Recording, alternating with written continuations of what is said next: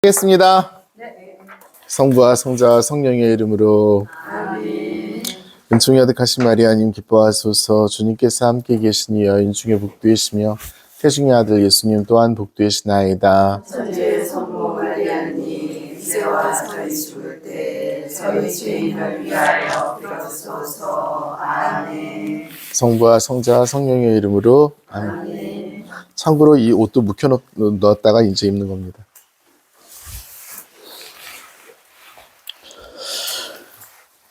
우리가 어디 할 차례예요? 네. 에페소 신자들에게 보내신 편지이죠. 에페소가 어디에 있는지 우리 먼저 지도에서 확인을 하고 시작을 할까 봐요. 네 번째 지도에 그 노란색 지도 갖고 계신 분들은 노란색 지도에서 바오로 사도의 선교 여행이 18번인가요? 맞아요?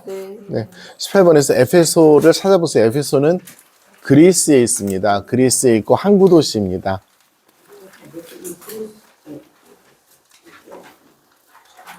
찾으셨어요?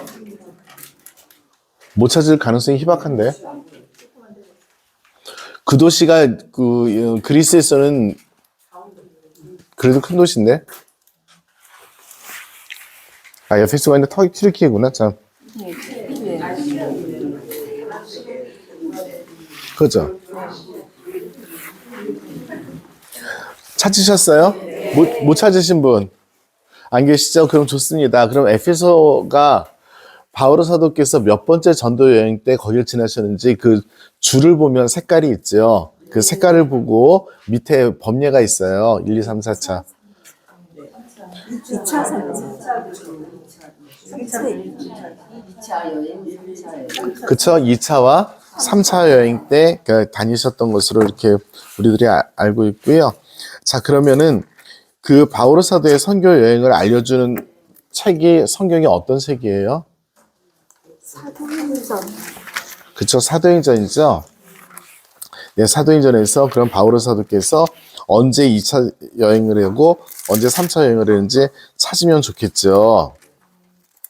갑자기 목소리가 쭉 떨어진다. 지금 우리가 독서 말씀으로 바오로 사도의 선교여행, 몇 번째 선교여행을 우리가 듣고 있을까요? 미사 독서 중에. 첫 번째. 그쵸, 첫 번째 선교여행이죠. 우리 바오로 사도의 첫 번째 선교여행은 사도행전 몇 장에 나와요? 15장. 오늘 독서 말씀이 몇 장이에요? 15장. 네, 15장이죠. 어떤 내용이었어요? 바르나바와 네, 바르나바와 바오로를 내세워서 무슨 소식을 전하게 했죠? 네, 무슨 소식을 전하게 했나요? 사도행전 15장에 있는 내용입니다. 우리가 지금 3일째 그 말씀을 듣고 있어요. 제가 열심히 강론에다도 쳐 올려놨어요. 아무도 안 읽었다는 얘기죠. 감사합니다. 네. 사도행전 15장 펴세요. 엊그제 독서 말씀 시작했죠? 네, 예루살렘 사도회의입니다. 그죠? 네.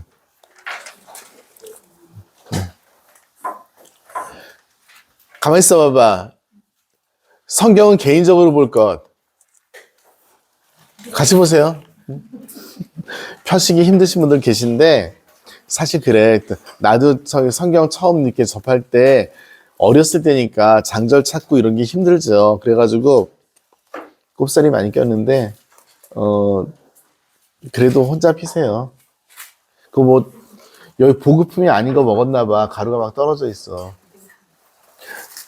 저희님, 성경책 없어? 아니, 같이 보지 말고, 혼자 필 수 있는 나이니까, 하나 갖고 와. 하나 거기서 빌려줘. 앉아 계셔. 가져올 거예요, 우리. 선교분과장님이 성경책이 제일 많아요, 우리 성당에서.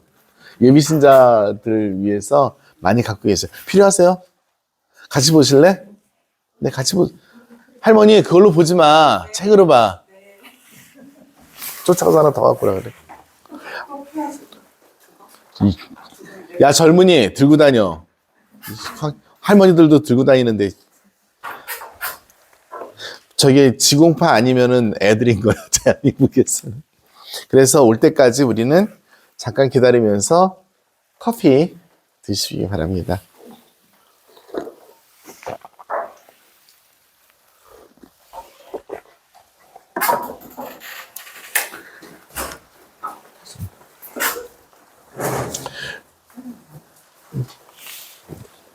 다 딱 맞아요?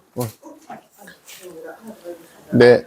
근데 가만있어. 아까 손 든 사람 3명인데 5번 건데 모자라는 게 말이 되냐고. 손 안 들고 받은 사람 거수 때려버리려니까요. 네. 책으로 된 거 펴세요. 이유는 뭐냐면 스마트폰으로 하면 금방 찾아요. 그런데 저기 기억이 안 될 수 있어요. 그냥 막 스쳐 지나고 그다음에 앞뒤가 이게 정황이 있어야 되니까 보시기 바랍니다. 막간을 이용해서 다음 주 월요일 날 디딤길 식구들이 가는 곳에 대해서 홍보를 하겠습니다. 디딤길이 뭐예요? 네, 그거죠. 네.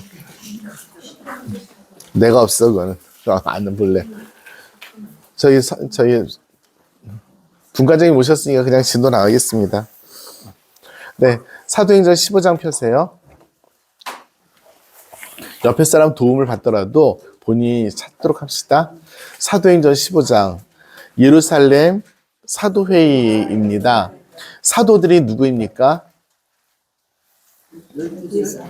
라고 대답하면 틀립니다. 예수님께서 불러 세우신 12제자 맞는데 그분들은 우리 교회의 12초석입니다. 사도로부터 이어오는 교회를 믿으며 의 사도들입니다. 그분들이 예수님께서 우리들에게 하신 말씀을 전해준 분들이고요. 우리는 예수님을 믿는데 사도들이 전해준 것을 통해서 믿습니다. 그래서 사도로부터 이어오는 교회입니다. 사도들은 어떻게 전해주었냐면 말씀과 글로 남겨주었습니다. 그 글이 바로 성경이고요. 그렇게 사도들의 후계자인 사람들은 또 우리 주교님들이 사도들의 후계자죠. 저희 동기 주교님이 가끔 농담해요. 왜 주교 말을 안 들어? 너무 웃겨가지고. 그리고 그런 나름 사도들의 후계자라고 그래서 얘기를 하는데 좀 동창심을 입장에서 좀 가슴이 짠하기도 해요. 지금 아무래도 중압감 있는 일을 맡았기 때문에 벌써 이제 그래도 없는 머리 더 빠지고 있어가지고 네, 그렇습니다. 자, 사도회의는 그래서 예수님의 12제자들의 회의이고 전 세계 교회에서 가장 중요한 회의입니다. 그래서 현재 주교회의, 전 세계 주교회와 똑같죠. 지금 전 세계 주교님들이 다 모이지 못하기 때문에 전 세계 주교님들이 다 모여서 하는 회의를 공의회라고 합니다.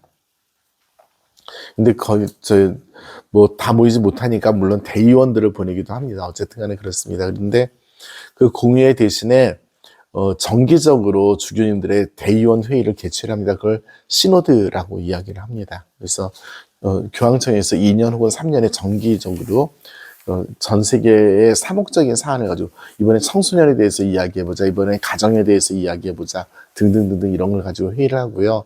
프란치스코 교황님께서는 돌아가시기 전에 마지막 시노드를 3년 동안 하셨어요. 그러면서 다른 거 하지 말고 시노달리다스에 대해서 이야기를 하죠. 우리 시노드 정신이 하는데 그래서 교회가 공동체로서 어떻게 살 건지에 대해서 3년 동안 얘기를 해보자라고 해서 마지막 시노드를 그렇게 하시고 그리고 선정하셨죠. 네.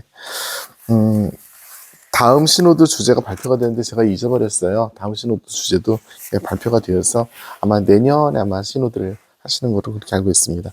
자, 그런 것이 바로 공의회이고 시노드인 거죠.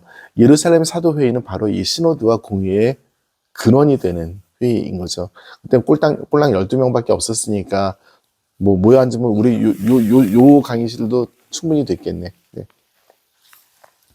거기에서 다룬 내용은 우리가 3일 동안 독서로 들었듯이 이방인 지역에 선교를 하다 보니까 문제가 된 것이 구약 성경의 율법들을 거기다가 강요하는 것이 어느 정도까지 정당한가 그리고 유효한가에 대한 질문을 했고요. 그래서 결론적으로 오늘 우리가 독서에서 들었듯이 그 이방인들에게는 그 문화에 맞지 않은 구약 성경의 율법 중에서 이것은 정말 본질이 아니다라고 생각하는 것들은 넘어설 수 있게 해주었습니다. 가장 대표적인 것이 할례의 문제입니다. 그리고 또 한 가지는 음식에 대한 그 동물에 대한 정결법인 거죠. 이 음식을 먹어라 먹지 말아라 하는 그런 것들에 대해서 이제 답을 주었고요.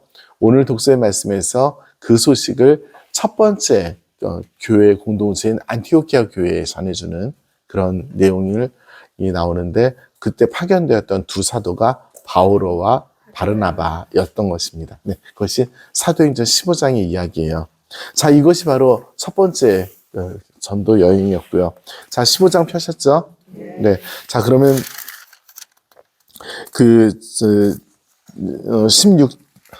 15장 36절을 보세요.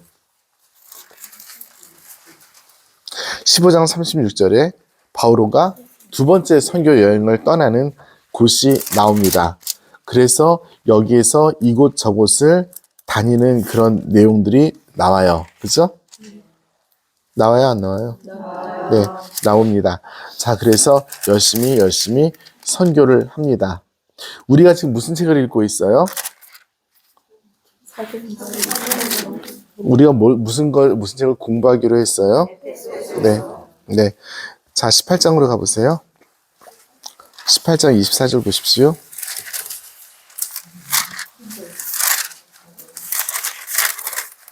네.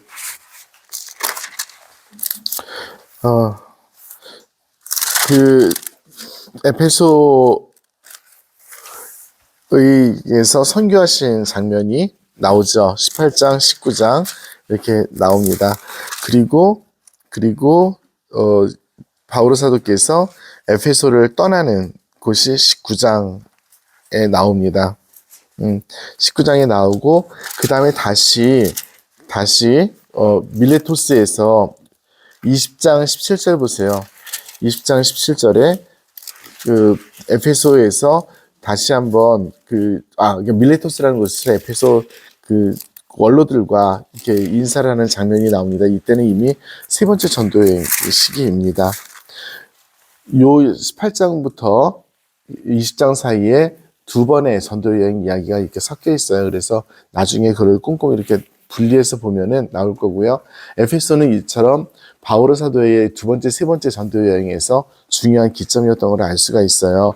에페소는 가보신 분들이 계시겠지만 내륙에 있습니다. 내륙에 있으면서 거기가 교통의 어떤 요지 중에 하나였으니까 아무래도 사람들이 모여 살았을 거고요. 그런가 하면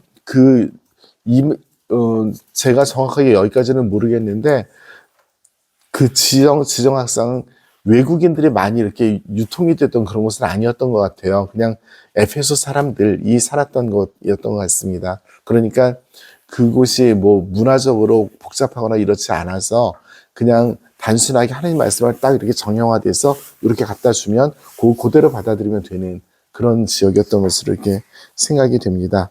자, 그런 걸 전제로 해서 우리 에페소서를 볼 텐데요. 먼저 에페소서를 저희가 옥중서관이라고 불렀습니다. 그 이유를 에페소서 3장 1절을 보세요.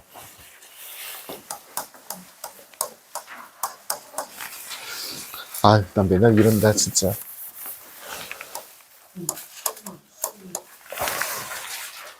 에페소서의 약자는 에페입니다. 이 에페 발음은 발음 PH예요. 그래서 F 발음입니다. 그러니까 에페소서입니다. 제가 굳이 이 말씀을 드리는 이유는 개신교 성경을 보면 어느 나라 말인지 모르게 써놨습니다. 네.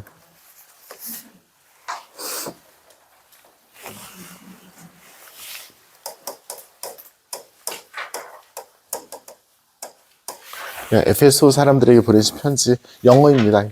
그래서 발음이 F 발음입니다. 비읍 발음이 절대 날 수 없습니다. 네, 3장 1절 그리스도 예수님 때문에 이민족 여러분을 위하여 수인이 된 나 바오로가 말합니다. 수인이 바로 감옥에 갇혀있는 사람이 수인이죠. 그래서 이 책이 옥중서관 중에 하나로 분류가 되는 이유가 바로 이 3장 1절의 말씀입니다. 그래서 이 에페소서는 수인 서간, 옥중 서간에 되고 있습니다. 자, 우리 에베소서 설명이 그 앞에 있어요. 713쪽에 있습니다. 그럼 몇 쪽이에요? 네? 65쪽. 네, 파란색 책 65쪽 보십시오. 파란색 책 65쪽이야. 65쪽이야. 예. 예. 거기 인문이 있을 겁니다. 찾으셨습니까?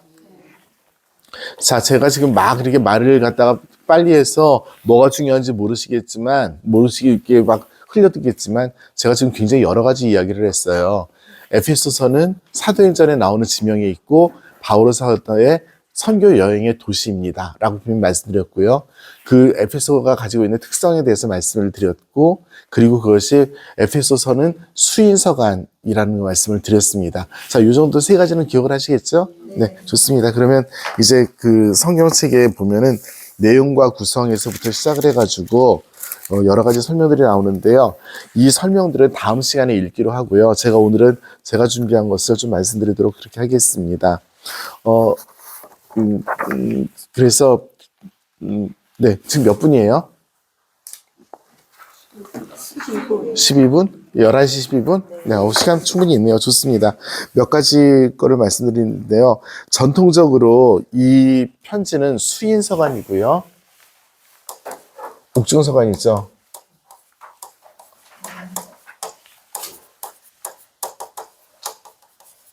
바오로 사도께서 로마에서 감옥에 갇혀 계셨던 것이 기원은 62년경입니다. 전통적으로 우리가 이해를 할 때 바오로 사도께서 순교하신 것이 63년 정도로 이해를 해요. 네로 황제가 그리스도교 신자들을 박해를 하고 죽였던 그 시점과 뭐 비슷한 이 시기라고 이제 많이들 이야기를 합니다. 저번에도 한번 말씀드렸지만 사도행전의 맨 마지막에 보시면은 바오로 사도께서 로마로 끌려와서 처음에 가택연금을 시작하는 장면으로 끝나요. 그런데 그 가택연금을 시작을 해서 진짜 하기 싫은데 이거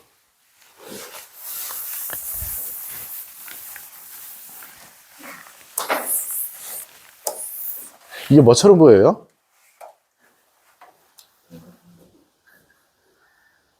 저 로마 그려놨어요. 아니 로마 시에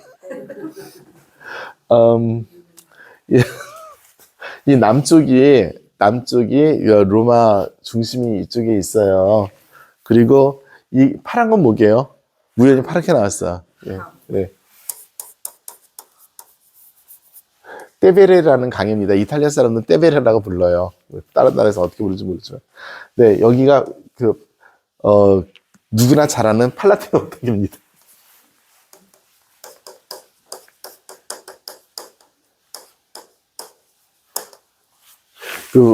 팔레스 호텔 많이들 가보셨나요? 예, 팔레스란 말이 여기서 나왔어요. 팔라티노 언덕은 로마는 7개의 언덕으로 이루어진 도시라고 얘기하는데요. 이 팔라티노 언덕이 로물루스가 자기의 로마를 세웠던 그 언덕이에요. 그리고 여기가 정치의 중심가입니다. 우리 뭐 시저 어쩌고 하시는 분은 다 여기서 살다 칼 맞고 돌아가시고 그랬습니다. 바오로 사도께서 처음에 연금 생활을 시작하신 것은 이쪽쯤에서 시작을 해요.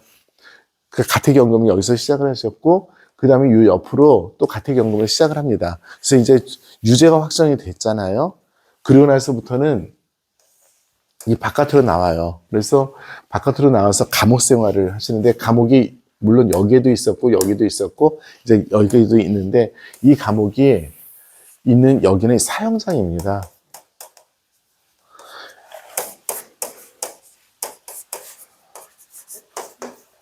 뭐 여러 번 말씀드렸습니다. 트레폰타네라고 하는 이거 F자처럼 보이죠? 네, 네. 트레폰타네 세 개의 연못이라는 뜻입니다. 그 아주 굉장히 넓어요 이쪽이. 그리고 이 로마로 들어가는데 이쪽으로 모든 길은 로마로 통한다고 하잖아요. 이 사람들이 그 동서남북으로 길을 뚫어놔요. 그래가지고 북쪽 길, 동쪽 길, 서쪽 길 이렇게 있고 이 남쪽 길 이름이 아피아라는 길입니다. 아피아 길. 이게 어디까지 통하냐면 나폴리 누가 봐도 이탈리아 같죠? 로마가 여기 있으면 여기가 나폴리가 여기 있어요. 이게 남쪽 길 제일 큰 길입니다. 이게 아비아 길이에요. 바오로 사도께서 또 베드로 사도께서 전부 다 이 아비아 길을 통해서 로마로 들어가셔요. 이스라엘에서 오기에 제일 가까운 길이 여기이기 때문에 그렇습니다.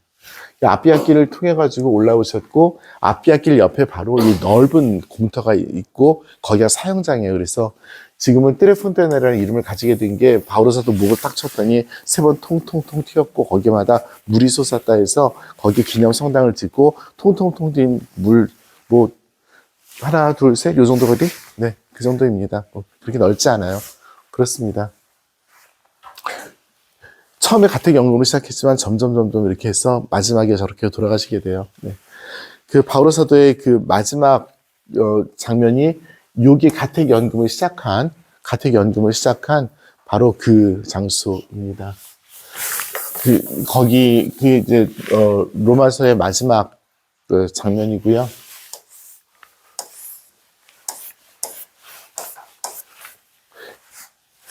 이건 뭐처럼 보여요?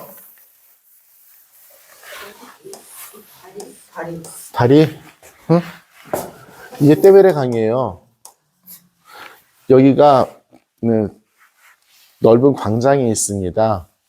뭐 광장 이름 그리고 프랑스 대사관이 있어요. 프랑스 대사관이 있고 여기에 제가 살던 기숙사가 있었습니다. 요 길 하나, 둘, 세 번째 정도 되는 여기에 바오로 사도께서 가택연금 되셨던 장소가 여기였어요. 그래서 심심하면 이렇게 학교는 이쪽에 있는데 이렇게 가요 주로. 근데 심심하면 이렇게 가는데 항상 문 닫혀 있어요. 지금 성당들이 장사가 안 되니까 항상 문 닫혀 있고 성당 안에 들어가 보면 멋있어요. 지을 때 멋있었겠지. 근데 제대 바라보고 이쪽에 자재 같은 거 나무 같은 거 쌓여 있고 관리 안 되고 목요일인가 금요일인가 한 번만 미사를 드렸는데 1시간 딱 문 열고 닫고 바오로 희년 때 떡칠한다고 이렇게 했는데 잘 안 되고 성당 안에 들어가면 제대 바르고 이 오른쪽에 조그만 공터가 있어요. 거기에 옛날 집이 있었다고 이렇게 알려져 있고 네, 그렇습니다.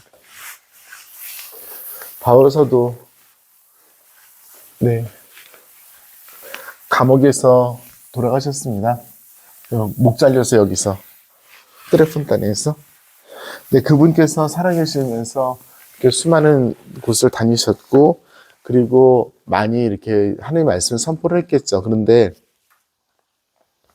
바오로 사도께서 그 글을 잘 쓰셨을 거지만 하루 종일 이야기하고 저녁에 성경 자기 편지 쓰고 이렇게 하기가 너무 힘들잖아요. 그러니까 그분에게 협조자들이 많이 있었을 거예요. 그분들이 당연히 형제님들도 계시고 자매님들도 계셨을 텐데 자매님들은 글을 잘 모르겠죠. 아무래도 형제님들이 좀 더 많이 알았을 거고 그 와중에 정말 당신 옆에서 보호해주던 도와주던 그 능력이 있고 믿음도 가는 사람들이 몇 명 있었을 거고요. 바오로 사도의 편지들에 보면 그 사람들 명단이 가끔씩 나옵니다. 예를 들어서 대표적인 분 한 분만 기억나는 분, 나의 형제 누구, 나의 아들 누구 이렇게 표현되는 혹시 누군지 혹시 아무나 기억나는 분 계세요? 누구? 남자로 해주세요. 여자 말고. 흑인종? 오네시모? 네, 그 흑인종 오네시모인데 제가 원했던 분은 그분이 아닙니다.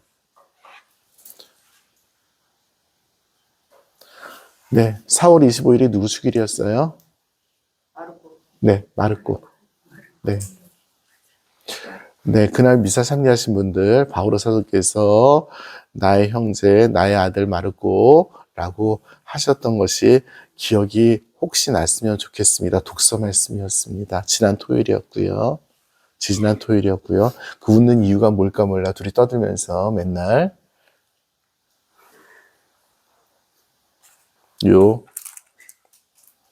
꼭 둘이서 나한테 코멘터리 하는 것 같아. 응? 네.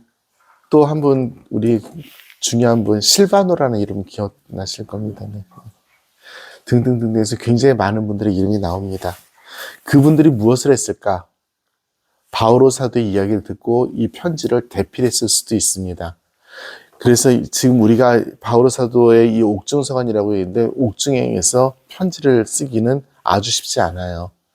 그래서 지금 우리 그 성경학자들이 하는 대부분의 이야기는 바오로 사도께서 이 편지를 쓰셨다라고 하는 것이 정설처럼 받아들여졌어요.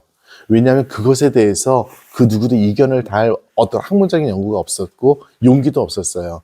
교회가 이것은 이것이다라고 얘기를 해버렸으니까. 자, 마르코 복음 누가 썼어요? 마르코가 썼겠죠. 요한복음 누가 썼어요? 다 요한문이 썼다고 합니다. 근데 문제는 요한이 문맹이에요. 그럼 요한이 불러주는 대로, 그런데 요한이 얼마나 기억해주면, 자, 1장 시작, 2장 시작, 이렇게 안 되는 거예요. 말씀을 전해주면 그 공동체가 받아들였고, 그걸 가지고 어쩌면 바오로 사도께서 초안을 만들 수 있는데, 그것을 가지고 덧붙이고 살을 만드는 것은 그 다음 세대의 이야기고 제자들의 이야기고 다 쓰고 나서 어떠세요? 이렇게 보여줄 수는 있겠지. 근데 살아있을 때는 보여주지 죽었을 때는 못 보여주겠죠. 이 에페소서가 쓰여진 시점은 85년에서부터 100년 사이라고 이야기. 그럼 바오로 사도께서 돌아가신 지 벌써 20년 시점이에요. 그렇다면 이 책이 바오로 사도께서 정말 쓰신 책일까? 자, 우리 여기서 그냥 한 번만 하겠습니다. 바오로 사도께서 직접 쓰신 편지라면 그걸 증명할 수 있는 방법이 뭐가 있을까요? 글씨체? 형식 좋습니다. 또 형식 또 네? 그런 거짓말은 누구나 다 할 수 있어요. 그쵸? 뭐 지가 말하지도 않았는데 말했다고 하는 사람이 한두 명이야. 우리 정치가들 보세요. 다 좋은 것만 지가 한 거야. 나쁜 짓 뒤에 다 한 거야 얘기 안 하고. 그리고 남이 한 것도 질 거야. 바오로의 성향 좋습니다. 네, 형식 성향 좋습니다. 또 뭐가 있을까요? 말투. 문체라고 얘기합시다. 또 뭐가 있을까요? 맺은 말. 맺은 말 되게 좋은데요. 맺은 말도 들어가긴 하는데 아까도 말씀드렸듯이 그거는 모방일 가능성도 얼마든지 있는 것들이에요. 좋습니다. 근데 맺은 말 너무 좋습니다. 근데 조금 더 전곡을 좀 찔러주세요. 살아있을 때 써야지. 어? 바오로 사도가 살아있을 때 써야지. 배경, 시대 배경. 아주 좋은 포인트인데 여기서 한 가지 얘기할게요. 예수님께서 말씀하셨죠. 그날이 오면 돌 위에 돌 하나도 얹혀 있지 않을 것이다. 언제 어떤 말씀에서 하셨어요? 성전이 무너질 거라고 하시면서. 근데 실제로 돌 위에 돌이 하나도 얹혀 있지 않을 정도로 예루살렘 성전이 박살이 난 때가 있었어요. 그게 84년입니다. 예수님 돌아가시고 승천하시고 적어도 4, 50년이 지난 시점이에요. 루카, 마테오, 마르코 복음은 마테오, 루카 복음에 그 기록이 있는데 이 복음들은 그 시대 이후에 쓰여진 거예요. 그렇다면 그것을 알고 있었어요. 예수님께서 직접 하신 말씀이 아닐 수도 있는데 이 사람들이 예수의 말씀을 그렇게 이해해서 쓸 수도 있는 거죠. 어쨌든 그럴 수 있는 가능성이 있는 것이 가장 대표적인 것 중에 하나가 그거예요. 마테오와 루카는 예루살렘 성전이 쫄딱 망한 걸 본 사람들이다. 예수님 못 봤어요. 네. 하지만 예수님 말씀에 그걸 적용할 수가 있었던 거죠. 성경은 그렇습니다. 그냥 고지고대로가 아니에요. 즉자적이고 직설적이며 문자 그대로의 성경을 해석하는 것은 정말 위험합니다. 왜냐하면 성경이 역사의 기록이 아니기 때문에 그렇습니다. 오케이? 네. 자, 좀 더 바오로 사도 좀 더 가볼까요? 네, 배경 읽겠습니다. 더 직접적인 것들이 있어요. 꼭 제가 이 두 가지는 기억을 해주셨으면 좋을. 두 가지가 지금 안 나왔어요. 그걸 지금 기다리고 있는 중인데, 충분히 우리가 알아낼 수 있을 거라고 생각합니다. 제가 이건 시간을 조금 더 갖더라도 생각을 해보시기 바랍니다. 교회 문제점에 대해서 바로 해결하는 답인지. 배경이나 교회 문제점이나 역사나 다 비슷한 얘기입니다. 이거 네. 그럴 수 있어요. 그러니까 실제로 바울 사도께서 코린토 신자들에게 보내신 편지는 문제가 있었죠. 뭐냐면 교회가 분열되어 있었으니까. 그래서 어떤 문제인지 지적을 하고 해결책을 이야기하기도 합니다. 그렇지만 이거가 전부 다는 아닙니다. 에페소서는 교회에 문제점이 있었던 것이 아닙니다. 그냥 가르쳐주기 위해서 허벌나게 잔소리만 해대셨습니다. 어떤 교회의 문제점을 다루지 않았어요. 예를 들어서 조금 더 생각해 주세요. 많이 생각해 주세요. 내가 지금 글을 수십 통을 썼어요. 죽었어. 근데 이게 정말 그 사람이 쓴 건지 안 쓴 건지 어떻게 알 수 있어요? 다시 한번 더 예를 들면 어떤 화가가 그림을 그렸어요. 진품인지 아닌지 어떻게 알 수 있어요? 사인도 얼마든지 거짓말로 할 수 있지. 요즘에 저희 우리 조국 씨의 사인 때문에 도장 때문에 난리가 났었잖아요. 우리나라. 그 짜잘한 문제 하나 가지고 국가를 뒤집어 놓는 인간들이 있는데. 그 시대에서 정치가라든가. 정치가 이러면, 지금 최선을 다해서 박정희 욕하고 있어요. 세조도 욕하고 있고. 저 그때 안 살았어요. 물론 박정희 때는 살아있긴 했구나. 네. 인용하는 것이 아니라 직접 그 사람의 진짜인 것, 이 문제인 거겠죠. 그 사람만이 아닌 경험, 그 사람만이 알고 있는 고유한 경험. 좋습니다. 네. 제가 이거 하나씩 코멘트를 하면서 갈게요. 왜냐하면 중요하니까. 바울 사도의 가장 중요한 경험은 어떤 경험이에요? 예수님을 만나. 그렇죠. 말해서 낙상한 경험, 그렇죠? 그거 뭐야? 슈트라는 거 만들어. 잠깐만요. 뭘 만들어요? 그거에 막사 만들어. 천막을 만들어서 생활했다라고 했던. 좋습니다. 그래서 프리스킬라, 아킬라 굉장히 중요한 포인트예요. 왜냐하면 프리스킬라, 아킬라 때문에 에페소로 가게 됐기 때문에 굉장히 좋은 포인트입니다. 네. 막상 천막을 만드는 거라고 번역을 했어요. 근데 정확하게 표현하면은 옷감이라든지 천막을, 그러니까 그런 것들을 직조 기술을 가지고 있었고, 또 하나는 염색을 하는 그런 일이었다고 이렇게 알려져 있습니다. 좋은 포인트입니다. 아까 얘기했던 거. 다마스쿠스. 네, 그렇죠. 다마스커스로 박해하러 가다가 말에서 떨어졌는데 그거를 생생하게 자기만의 기억으로서 증언할 수 있었던 것이 바울 사도밖에 못하는 거잖아요. 본인 경험이니까.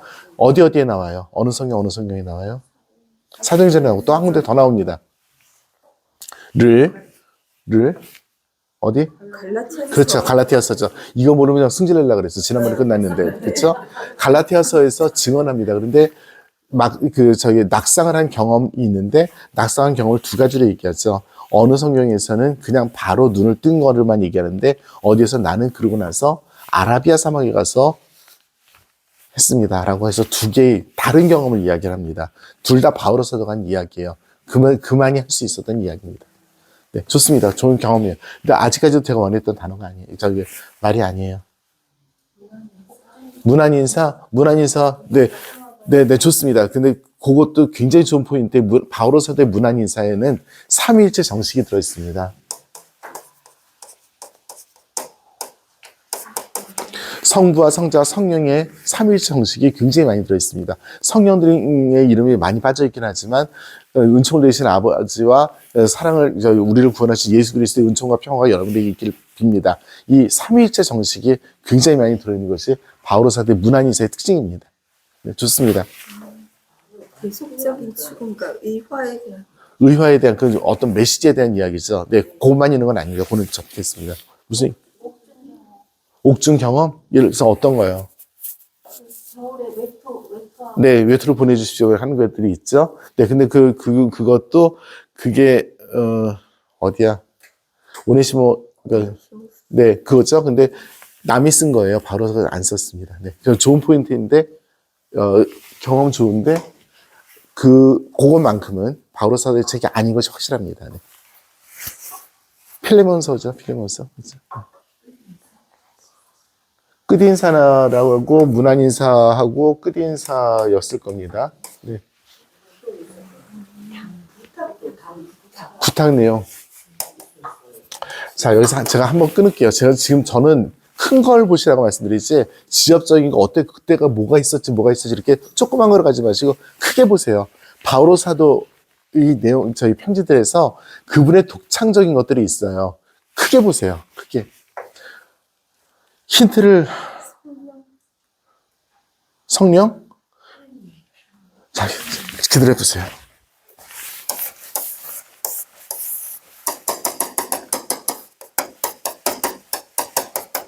뭐처럼 보여요? 네, 우리나라의 굉장히 유명한 작가인 김환기 선생님의 우주라는 그림입니다. 그 낙찰가 최고의 작품이었습니다. 얼마 전까지. 이분의 특징입니다. 중앙을 중심으로 해서 분출되는, 그러면서 중심이 뭐 이렇게 제가 동그라미 쳐서 없어요. 계속 분출이 됩니다. 이런 그림을 그분이 그려냅니다. 힌트 드렸습니다.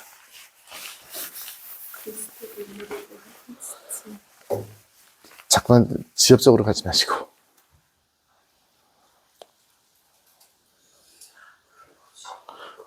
몸을 꼬지 말고 말로 해.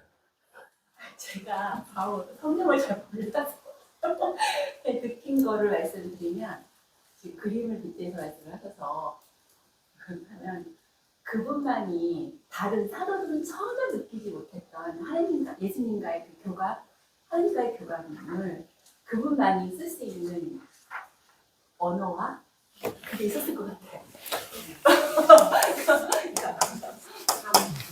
그분만의 단어가 있어요. 네. 그분만의 단어가 있고 그분만의 언어, 표현이 있습니다. 다른 데서 나오지 않는 그 표현이 있습니다. 예를 들어서 지금 말씀하시는 그리스도를 머리로 레카피툴라시오라고 표현을 해요. 이 단어는 바오로 사도만 썼습니다. 그러니까 어떤 걸 얘기했다고? 말투라고 하는 건 아니지. 단어가 중요합니다. 말투, 야이씨, 나쁜 놈.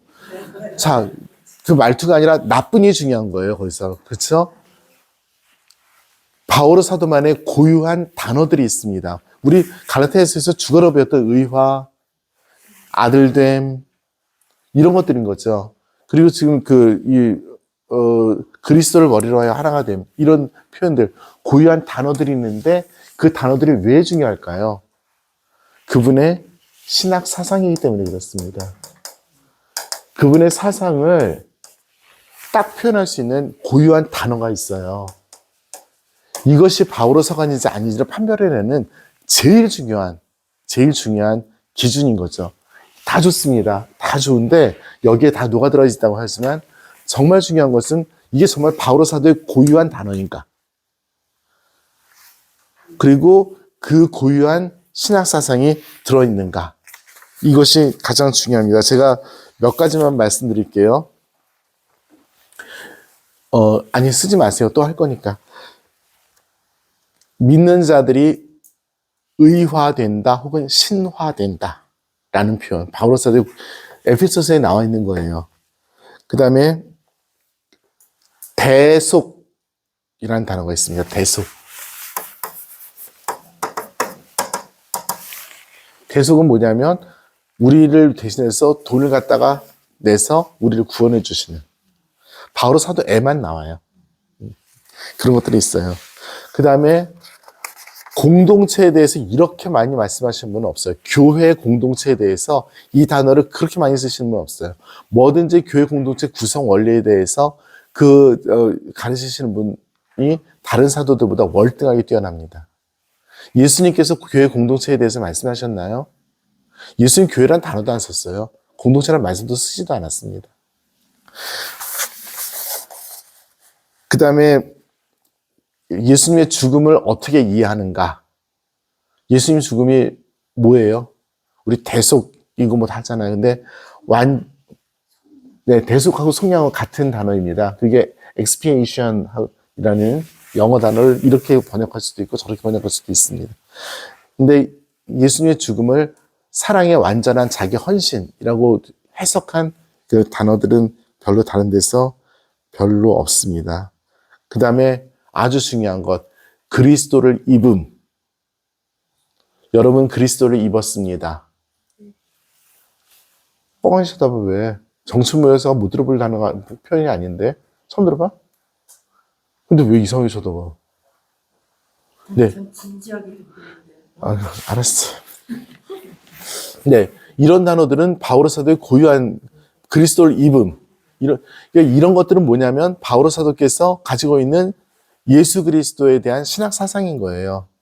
예수 그리스도께서 우리들에게 어떻게 오셨고 어떻게 무엇을 하셨는지를 알려주는 이런 것들이 바오로 서간인지 아닌지를 특징짓는 것인데 바오로 사도께서 쓰셨어요. 그러니까 이걸 쓸 수 있는 사람은 바오로 사도와 바오로 사도의 말씀을 믿고 그대로 따르던 그 사람들밖에 못 쓰는 거죠. 그렇다면 이것이 바오로 서간의 조건이 되느냐 안 되느냐를 했을 때 바오로 사도께서 당신 손으로 쓰신 것만이 아니라 바오로 사도의 정신을 이어받는 서간이냐 아니냐가 되는 거죠. 그 기준으로 본다면 충분히 바오로 서간이 되고, 그래서 이 책은 에베소서는 비록 바오로 사도께서 완벽하게 다 끝까지 쓰지는 않았지만 바오로 서간에 들어가는 그런 책입니다. 오케이? 어려웠어요? 어디를 가든지 바오로 사도면 그분이 쓰셨던 단어와 표현들에 대해, 특별히 어떤 단어냐, 아까 말씀드렸던 의화, 대속, 그리스도를 입음, 성령에 의한 삶, 이런 것들은 바오로 사도의 고유한 그런 내용들이에요. 그것이 있을 때 우리는 바오로 사도의 영향을 받았구나 라고 알 수 있는 거죠. 그래서 에베소서는 누가 표현하면은 52%는 바오로 사도가 썼고 48%는 그 제자들이 썼대. 51%로 할까? 좀 더 드라마틱하게. 자, 오케이? 조금 유익했나요, 이 말씀이? 네. 자, 그러면 이걸 갖다가 어디다도 적용할 수 있냐면, 어디다 적용할 수 있을까요? 복음서에다 적용할 수 있죠. 이게 마테오 복음의 고유한 무엇이, 마르코 복음의 고유한 무엇이, 루카 복음의 고유한 무엇이, 요한 복음의 고유한 무엇이, 무엇인가를 질문했을 때, 마테오 복음에서 가장 많이 나오는 단어가 뭐다? 마르코 복음에서 가장 많이 나오는 단어가 뭐다? 물론 이거 연구를 하고 공부를 해야 되겠죠. 그렇죠? 요즘 AI 좋으니까 물어보세요, AI한테. 마테오 복음에서 제일 많이 나오는 단어. 했습니다. 네. 그럴 수 있죠. 자, 이걸 또 어렵지만 성경 공부를 더욱더 잘하기를 원하시는 분들은 어디에다 적용할 수 있냐면 구약 성경의 학파들에 적용할 수가 있어요.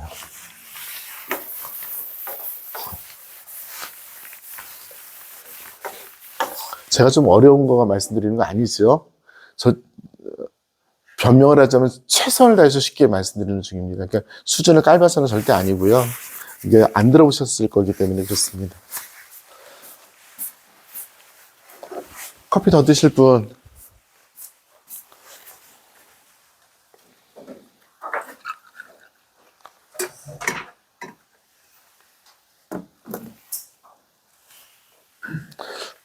뭐지?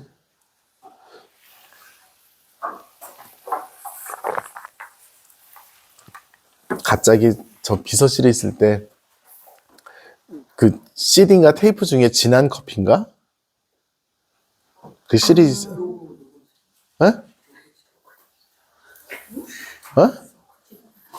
노브질 아닌데, 그 CD 중에 진한 커피인가 진한 커피 뭐 있었는데, 그거 되게 좋았었어요, 듣고 있기. 아니, 그게 아니고, 노래가 아니고요. CD 제목인데, 여러 곡이 있는 거야. 진한 커피인가만 그랬던. 너무 진하지 않은, 이게 뭐지? 이게 뭐지? 차짠? 탁자? 차짠? 되게 야한 노래야. 공부하다 말고. 나 지금 어디 얘기하려고 그랬지? 구약성경.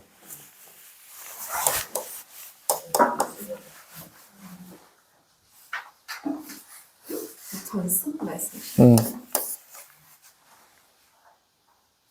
또 하나 뭐지?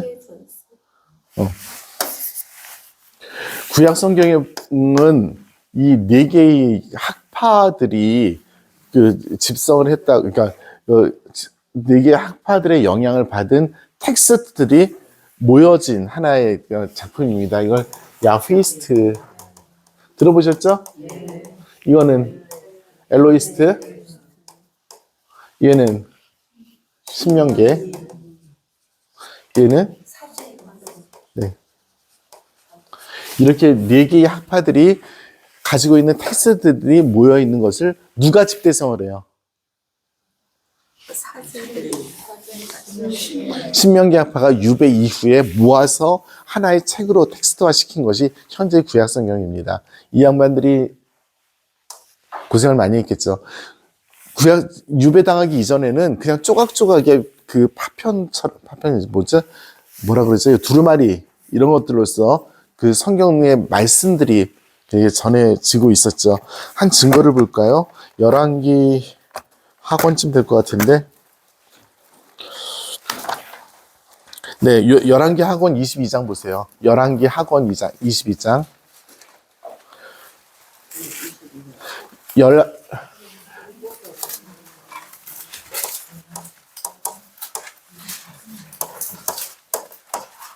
네, 여기입니다. 네.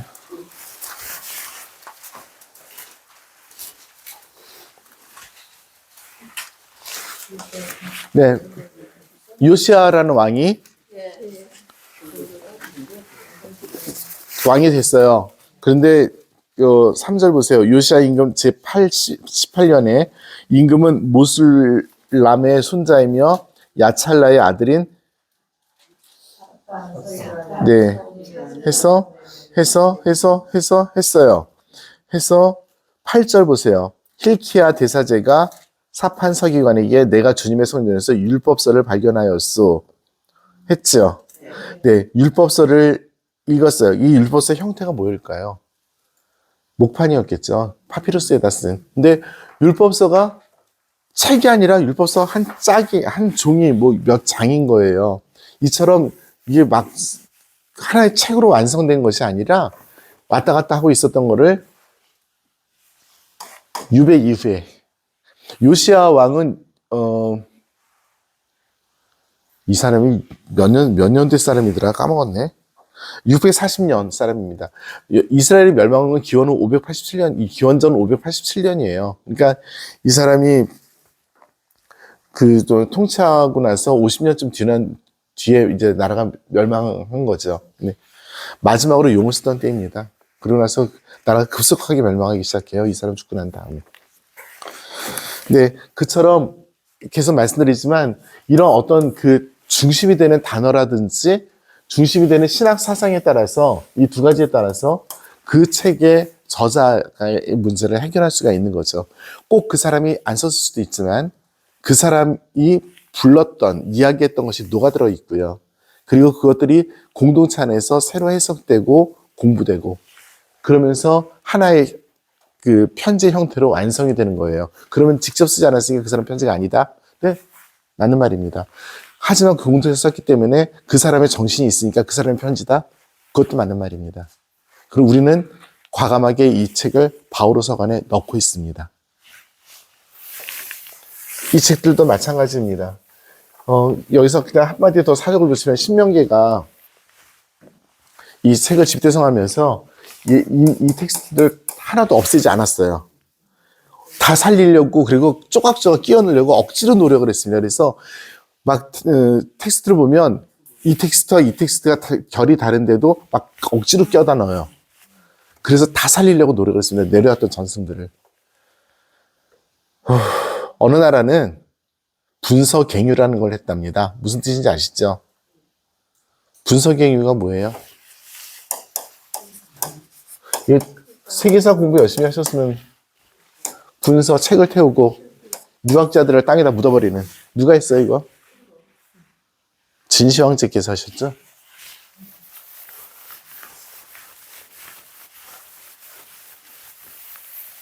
그 사람을 역사책에서 없애버리기 위해서 다음 집권자들이 노력할 때가 많이 있습니다. 그러면 안 됩니다. 그죠? 네. 그리고 그 전에 있었던 왕조를 폄하해서도 안 됩니다. 우리 자랑스러운 삼국사기 삼국유사 정당한 역사책인지 우리가 알고 있죠. 네. 신라를 중심으로 쓰여진 책들이죠. 백제 삼천궁녀 없었습니다. 삼천궁녀가 어디 있어요. 그딴 소리 하면 안 됩니다. 네. 자, 그래서 에베소 신자들이 보내신 편지는 바로 바오로 사관으로 분류되어 있습니다.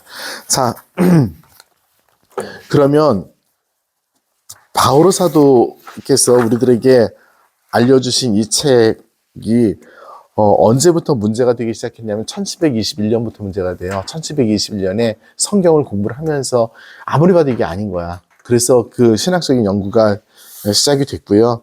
제가 굳이 이 말씀을 드리는 이유는 뭐냐면은 1871년이라고 월요일 날 이제 제가 마산에 갔다 왔어요. 저희 동기들하고 같이 이제 마산 교구장 되신 이성효 주교님, 그래서 얼굴 인사드리러 이제 같이 갔는데 모이다 보니까 어떤 일이 벌어지냐면 주교세, 신부셋이 이렇게 모인 거예요. 같이 가기로 한 나머지 6명의 신부들은 쌩까고 안 갔어요. 죽여버릴 예정입니다. 어쨌든 주교세, 신부셋이 됐으니까 주교회의를 하는데 우리 신부들은 이제 엑스트라가 된 거야. 본당 신부님 거기서 엑스트라였습니다. 주교님도 말씀하시는 공손히 듣고 있었습니다.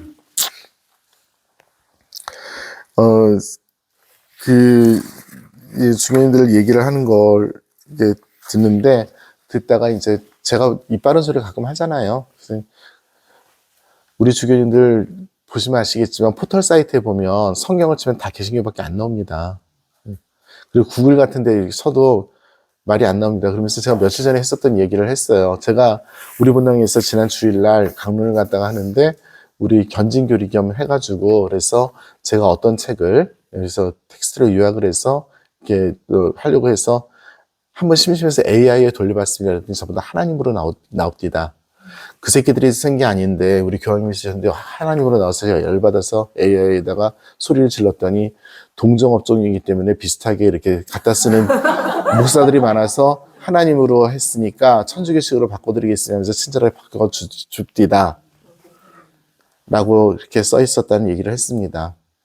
우리 고유한 것들인데 우리나라 말 포털 사이트들에서 다 다른 나라 말로 다른 종교의 곽진상 주교가 그렇게 말이다. 성경도 안 되네. 얘기를 하는 거예요. 1721년 이걸 발견한 사람들은 개신교 신학자들입니다. 천주교는 우리나라건 다른 나라건 성경 공부에 대한 어떤 결과물들이 포털 사이트에 올라오질 않아요. 그만 공부를 안 하고 있는 거죠. 실제로 성경 연구가 교회에서 공식적으로 허락된 것이 1940년대입니다. 이유는 단 한 가지예요. 성경도 못 읽겠어요. 개신교 때문에 학을 떼어가지고.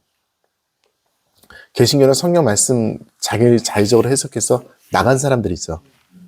마르틴 루터가 썼던 우리 교회에서부터 떨어져 나간 책은 로마서입니다. 로마서의 의화교리에서부터 떨어져 나간 거고요. 실제로 그것이 지금도 가장 큰 뜨거운 감자입니다. 가톨릭과 개신교. 그 사람들 그래서 오로지 말씀만으로 구원된다고 해서 죽으라고 성경 공부를 해야 됩니다. 뭐 옳은 소리 그른 소리 따지기 전에 수많은 정보들이 있고요. 우리나라만 해도 개신교 신학교들이 많이 있죠. 거기서 논문들을 쳐대는데 정말 멍멍이 소리들 많이 합니다. 그런데 어쨌든 간에 그것이 공인된 학교이고 문교부에서 거기서 나온 논문들 학술지에 올라가 있고요. 그리고 그 사람들이 낸 수많은 코멘트들, 주에서들 말도 안 되는 헛소리도 정말 많이 합니다.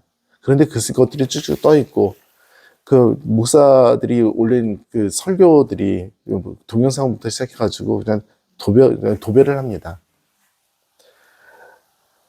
천주교는 그게 없죠. 그리고 신부들더러 그런 거 올리라 그러면 안 올리죠. 저부터도 안 올리고 있으니까. 그것 아니어도 바빠요. 그죠? 우리 신부님들 너무 바쁘죠? 네, 그런 상황입니다. 그러니 우리 너무나 부끄럽게도 신자들한테 성경을 가르쳐야 될 신부들이 성경을 갖다가 다른 사람에게 가르치라고 부탁을 하고 있는 상황입니다. 제가 우리 정미 자매도 있지만 여정 식구들 욕하는 거 절대 아니고 너무나 감사한데 그걸 해야 될 사람들은 신부들인 거죠. 우리가 공부를 안 하고 있어요. 우리 신자분들께서 이 자리에 오셔가지고 적어도 저하고 이런 얘기를 우리 공부를 할 때는 이런 것에 대해서 경각심을 가지고 마음을 가지고 들어주시기 부탁드립니다. 한번 제가 뭔 소리 떠도 좋다고 끝나지 마시고 여러분들 스스로가 구도자가 되어주시기 부탁드립니다. 구독자가 아니라 구도자요. 오케이? 그래서 말씀을 듣고 단순히 묵상하는 것이 아니라 공부도 조금 하실 수 있으면 하는 부탁을 간절히 드립니다. 그 시작을 이 주석 성경의 믿음 코멘트만 읽기 시작을 해도 벌써 많이 시작할 수 있어요. 다시 한번 부탁을 드리고요. 자, 조금만 더 말씀드리면 지금 몇 분이에요?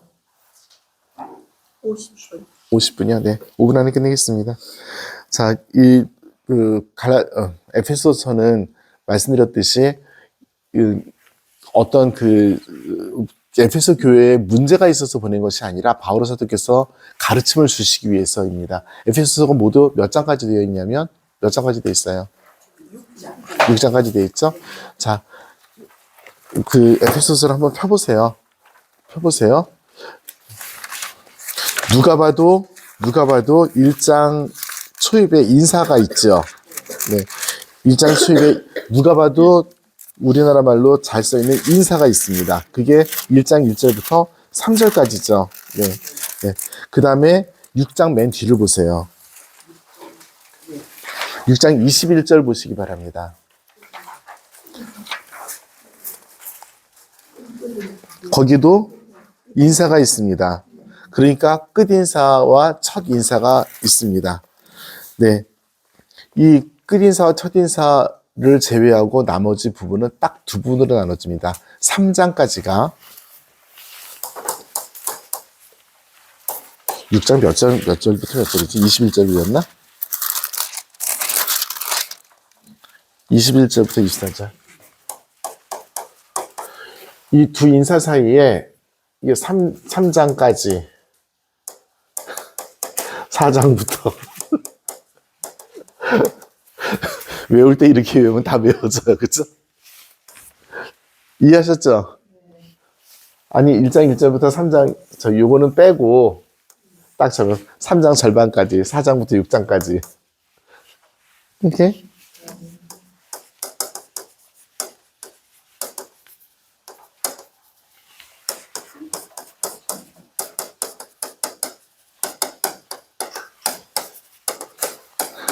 너무나 정확해요. 3장까지 교리적 설명이에요. 예수 그리스도가 누구신가, 구원은 무엇인가, 이것입니다. 그 다음에 4장부터 끝까지 이렇게 해서 구원을 얻으려면 어떻게 살아야 되는가. 너무나 간단하죠. 다 외웠죠? 지금 무슨 말인지 이해 못했어요? 구성에 대해서 얘기하는 거야. 이 에페소서의 구성. 판을 딱 짜게서 앞뒤에 꼬랑지 빼고 한쪽은 교리에 대한 설명, 한쪽은 윤리에 대한 설명. 뭘 못 알아본 거야? 이거 윤리, 교리. 오케이? 네. 그리스도인다. 죄송해요. 네. 이거 그리스도 약자입니다. 죄송해요. 나도 모르게 튀어나왔어.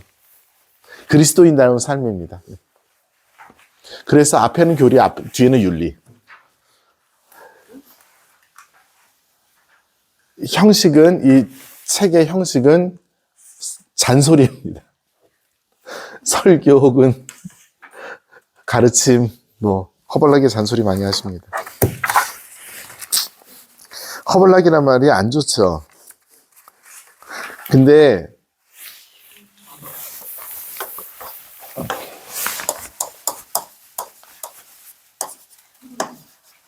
왜 안 나와?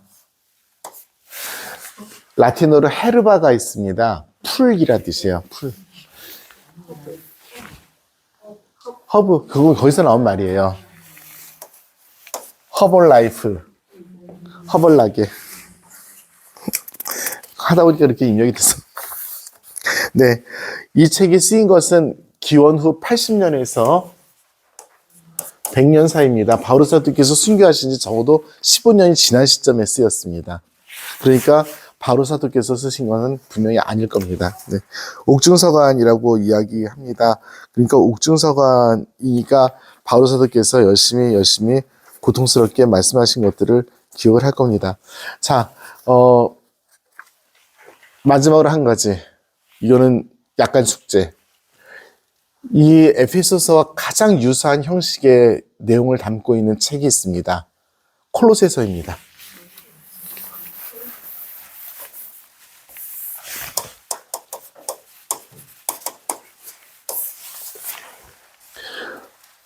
그래서 부탁을 드리고 싶은 건 뭐냐면 콜로새서를 같이 읽어주세요.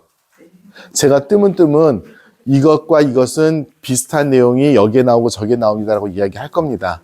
그런데 콜로새서와 에페소서는 굉장히 많은 부분에서 유사합니다. 그리고 콜로새서를 또 다루기도 할 겁니다. 그런데 미리부터, 네, 거기에 나와 있어요. 네. 몇 쪽이에요?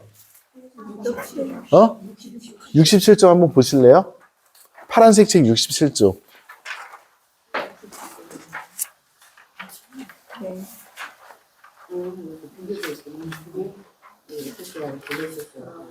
거기 보면은 이렇게 비교가 양쪽으로 되어 있죠. 네, 그래서 그런 것이 있다는 걸 염두에 두시고 시작을 하면 좋을 것 같아요. 그러면 갑자기 콜로새서는 뭔 얘기를 하는데 궁금해 주세요. 네, 궁금하시긴 부탁드립니다. 네, 궁금하시는 거를 가지고 오늘 여기까지만 하겠습니다. 오늘 내용이 좀 어려웠을까요? 몇 번을 말씀드리지만 최선을 다해서 저는 정말 쉽게 풀려고 노력을 하는 중이고요. 제가 이게 오해하지 마시고 들으시고 수위를 조절할 수밖에 없어요. 너무 굳은 이야기를 하면 어려우니까.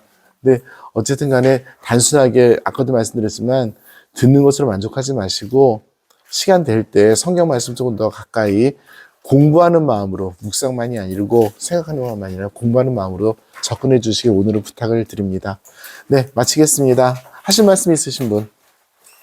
네, 마치겠습니다. 성부와 성자와 성령의 이름으로 아멘. 영광이 성부와 성자와 성령께 성과 같이 이제와 항상 영원히 아멘. 성부와 성자와 성령의 이름으로